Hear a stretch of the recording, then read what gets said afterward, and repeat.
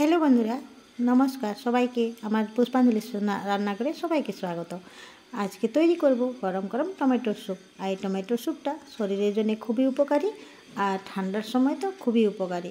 আর কি করি আমি এই হেলদি স্যুপটা তৈরি করছি আপনারা অবশ্যই একবার লক্ষ্য রাখবেন আমার রান্নার দিকে।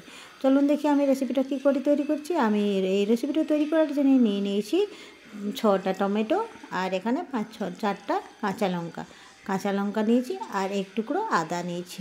এই হলো আজকের এই ইনগ্রিডিয়েন্টগুলো দিয়ে তো আমি প্রথমে টমেটোগুলোকে ভালো করে ধুয়ে পরিষ্কার করে রেখে নিয়েছি। যেহেতু দেখেন টমেটোগুলো সম্পূর্ণভাবে লাল টুকটুকু টমেটো, আর এই টমেটোগুলোকে আপনারা অবশ্যই এইভাবে কেটে নিলাম। বেশি মিহি করে বেশি সরু করে কাটতে হবে না, কারণ এটাকে তো সিদ্ধ করতে হবে। আর এই টমেটোগুলো আমি কাটার সময় চোখগুলোকে বার করে আমি ভালোভাবে ছোটো ছোটো সাইজ করে কেটে নিলাম। টমেটোগুলো কাটার সময় একটু চোখটুকে বাদ দিয়ে দিতে হবে, তারপরে টমেটোগুলোকে কেটে নিতে হবে। যেমন এইভাবে টমেটোগুলোকে কেটে নিয়ে একটা সাইড করে রেখে দেবো। আপনাদেরকে বলছি এই টমেটোর স্যুপটা শরীরের জন্য খুবই উপকারী। আর ঠান্ডার সময় তো যেহেতু এখানে বেশি কিছু ভেজাল থাকে না, ঘরে যদি টমেটোর স্যুপ তৈরি করতে পারেন তাহলে খুবই উপকারী। কারণ আমরা এই ঠান্ডার সময় প্রচুর ঠান্ডা লেগে থাকে মানুষকে, তার জন্য এই স্যুপটা শরীরের জন্য খুব উপকারী। তার জন্যে আমি টমেটোগুলো সব কেটে দিয়ে আমি কড়াইতে কড়াইতে আমি জল চাপিয়ে দিয়েছিলাম। তারপরে জলটা ফুটে গিয়েছিলো, নিয়ে তারপরে টমেটোগুলোকে আমি ছেড়ে দিয়েছি। তারপরে এখানে কাঁচা লঙ্কাগুলোকে আর আদাগুলোকেও কেটে ছেড়ে দিয়েছি।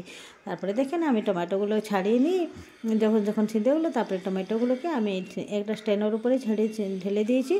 তারপরে একটা গ্লাসের সাহায্যে, আপনাদের সাহায্যে মেশর থাকে তাহলে মেশর সাহায্যে আপনারা দৌড় দিতে পারবেন। আমি গ্লাসের সাথে আমাকে ধরে করতে সুবিধা হয়, তার জন্য আমি গ্লাসের সাথে সবগুলোকে ভালো করে মেশ করে নেব। দেখেন আপনারা চাইলে মিক্সার গ্রাইন্ডার সাহায্যে করতে পারেন, কিন্তু আমি কি করছি, আমি যেহেতু গ্লাসের সাহায্যে করে নেবো এটাকে, কারণ গ্লাসের সাহায্যে যদি ঠুকে দেবে তাকে রসটা দেখবেন পুরো লাল টুকুটুকুই বেরিয়ে যাবে। মিক্সার গ্রাইন্ডারে করলে দেখবেন একটু আপনাদের যতই করুন আপনাদের একটু সামান্য থেকে কালারটা ফেড হয়ে যায় অবশ্য দেখবেন।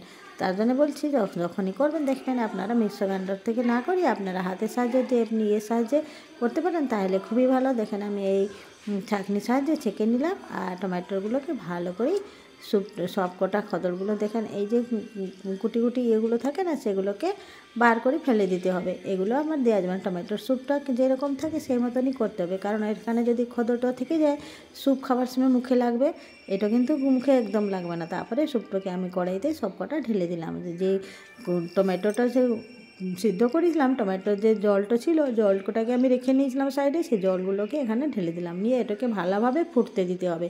কিছু সময়ের জন্য ফুটার পর এখানে আমি দিয়ে দিলাম কাঁচা লঙ্কা, এখানে দিয়ে দিলাম একটু গোলমরিচ গুঁড়ো, আমি পরিমাণ মতন এখানে গোলমরিচ গুঁড়ো দিয়ে দেবো। তারপরে লবণটা আগে থেকে দিয়েছিলাম, তবু একটু পরে লবণ দিলাম। আপনারা এখানে সৈন্দব লবণ কালো লবণটা আপনারা ইউজ করতে পারেন। তারপরে আমি এখানে গোলমরিচ গুঁড়োটা বেশ ভালো করে দিয়ে দিয়েছি।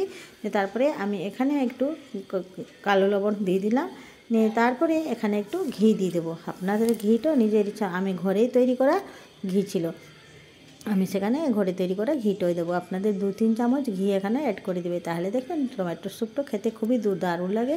আর খেতে যত সুস্বাদু দেখতেও খুবই ভালো লাগে। দেখেন আমার টমেটোর স্যুপটা এইভাবে দিয়ে ঘি দিয়ে বেশি সময় নাড়তে হবে না, ঘি দিয়ে আমি গ্যাসের ফ্লেমটা অফ করে দেবো। আপনাদেরকে বলে যাচ্ছি বন্ধুরা, আপনাদেরকে এই রেসিপিটা যদি একবার আপনারা বাড়িতে তৈরি করে থাকেন তাহলে দেখে সবাইকে খেতে ভালো লাগবে, খুব পছন্দ করবে। আপনারা একবার অবশ্যই টমেটোর স্যুপ রেসিপি তৈরি করবেন। যদি কার মুখে স্বাদ নাই, খাবার সময় শরীরে যদি কোনো ঠান্ডার সময় যদি শরীরে কোনো অসুবিধা হচ্ছে, মুখের স্বাদ না থাকে, তবে একবার অবশ্যই টমেটোর স্যুপটা তৈরি করে খেতে দিবেন, দেখবেন ওদের মুখের স্বাদ পাল্টে যাবে। দেখেন আমার টমেটোর স্যুপটা সবার জন্য করে নিলাম।